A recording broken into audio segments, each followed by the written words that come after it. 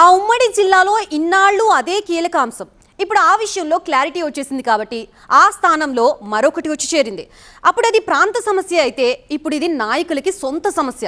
అందుకే ఎవరికి వారు తమ స్థాయిలో లాబియింగ్ మొదలు పెట్టేశారట. ఊరిస్తున్న ఆ పదవిని దక్కించుకునేందుకు ఎమ్మెల్యేలంతా వరసబెట్టి పోటీ పడుతున్నారట. మరి ఎవరికి అవకాశం దక్కుతుందో, ఎవరికి నిరాశ ఎదురవుతుందో అర్థం కాని పరిస్థితి. అప్పుడు జిల్లా కోసం పోరాటం, ఇప్పుడు పదవి కోసం ఆరాటం. మార్కాపురం జిల్లాతో మారిన లెక్కలు,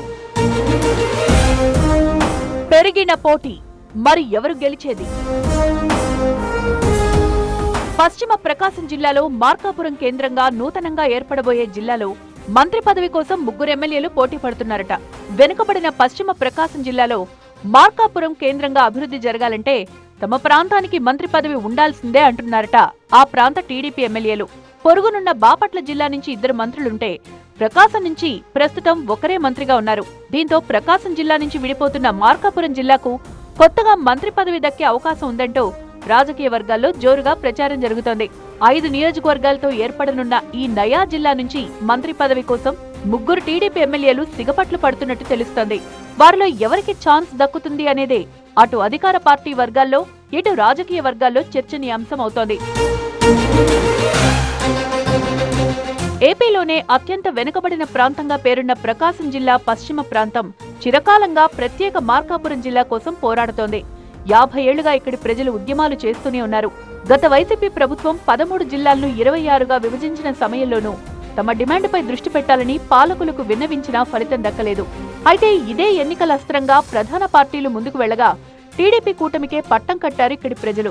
అయితే కూటమి ప్రభుత్వ కేబినెట్ లో మాత్రం తమకు ప్రాతినిధ్యం దక్కలేదన్న అసంతృప్తితో ఉన్నారట ఇక్కడి టీడీపీ ఎమ్మెల్యేలు.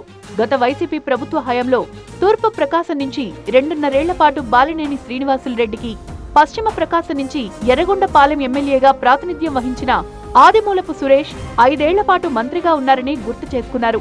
అలాంటిది కూటమి ప్రభుత్వంలో పశ్చిమ ప్రకాశం జిల్లా నుంచి 3 ఎమ్మెల్యేలున్నా మంత్రి పదవి దక్కకపోవడం పట్ల కాస్త ఆవేదనతోనే ఉన్నారట. మార్కాపురం కేంద్రంగా కొత్త జిల్లా ఆవిర్భావం అవుతోండడంతో ఇప్పుడు మంత్రి పదవి ఖాయంగా కనిపిస్తోంది కాబట్టి తమలో తాము పోటీ పడుతున్నారట 3 ఎమ్మెల్యేలు. కూటమి ప్రభుత్వం అధికారంలోకి వచ్చాక మంత్రివర్గంలో తూర్పు ప్రాంతం నుంచి కొండపి హ్యాట్రిక్ ఎమ్మెల్యే బాల వీరాంజనేయ స్వామికి స్థానం దక్కింది. పక్కనే ఉన్న బాపట్ల జిల్లా నుంచి మాత్రం అద్దంకి ఎమ్మెల్యే గొట్టిపాటి రవికుమార్, రేపల్లి ఎమ్మెల్యే అనగాని సత్యప్రసాదులకు మంత్రివర్గంలో స్థానం కల్పించారు. పశ్చిమ ప్రకాశం నుంచి మాత్రం ఎవరికీ ఛాన్స్ ఇవ్వలేదు. దీంతో సహజంగానే అక్కడి అధికార పార్టీ ఎమ్మెల్యేల్లో కొంత అసంతృప్తి ఏర్పడింది. తమ ప్రాంతం నుంచి మంత్రిగా ఎవరో ఒకరికి అవకాశం కల్పిస్తే వెనుకబడిన పశ్చిమ ప్రాంతానికి న్యాయం జరుగుతుందని తమ గోడు వెళ్లబోసుకున్నారట. అయినా అధిష్టానం అందుకు సానుకూలంగా స్పందించలేదు.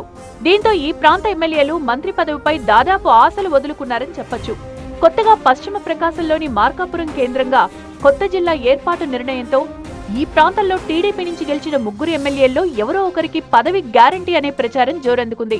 గిద్దలూరు నుంచి ముత్తుముల అశోక్ రెడ్డి, మార్కాపురం నుంచి కందుల నారాయణ రెడ్డి, కనిగిరి నుంచి ముక్కు ఉగ్ర నరసింహారెడ్డి మంత్రి పదవి రేసులో ఉన్నట్టు తెలుస్తోంది.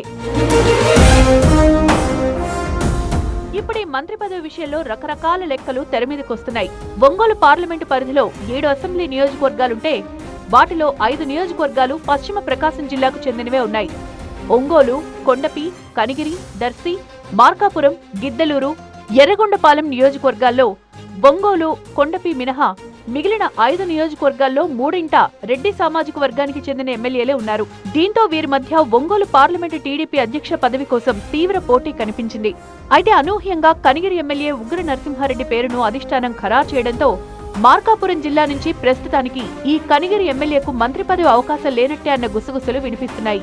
ఈ పరిస్థితుల్లో గిద్దలూరు ఎమ్మెల్యే ముత్తుముల అశోక్ రెడ్డి, మార్కాపురం ఎమ్మెల్యే కందుల నారాయణ రెడ్డి మధ్యే మంత్రి పదవి విషయంలో తీవ్రమైన పోటీ ఉండబోతోందన్నమాట. మరి మార్కాపురం జిల్లాకు మంత్రి పదవి కేటాయించాల్సి వస్తే వీరిద్దరిలో అధిష్టానం ఎవరిని ఎంపిక చేస్తుంది అన్నదే ఆసక్తి రేపుతోంది. ఎవరి ఆలోచనలు ఎలా ఉన్నా, ఎవరి ఆశలు ఎలా ఉన్నా అధిష్టానం మనసులో ఏముంది అన్నదే కీలకం. అసలు కొత్తగా ఏర్పాటవుతున్న మార్కాపురం జిల్లాకు మంత్రి పదవి ఇస్తారా లేదా అన్నది కూడా చర్చనీయాంశమే. ప్రస్తుతానికి కేబినెట్ లో ఉన్న ఖాళీలన్నీ, వాటి కోసం ఎదురుచూస్తున్న ఆశావాహులెందరూ ఇలా అన్ని లెక్కలేసుకుని నిర్ణయం తీసుకోవాల్సి ఉంటుంది. అందులోనూ ఇప్పుడు కూటమిగా ప్రభుత్వం కొనసాగుతుంది కాబట్టి ఏకపక్షంగా నిర్ణయం తీసుకునే అవకాశం ఉండదు. ఈ లెక్కన కొత్త జిల్లాలో ఏం జరగబోతోందన్నదే ఆసక్తికరం.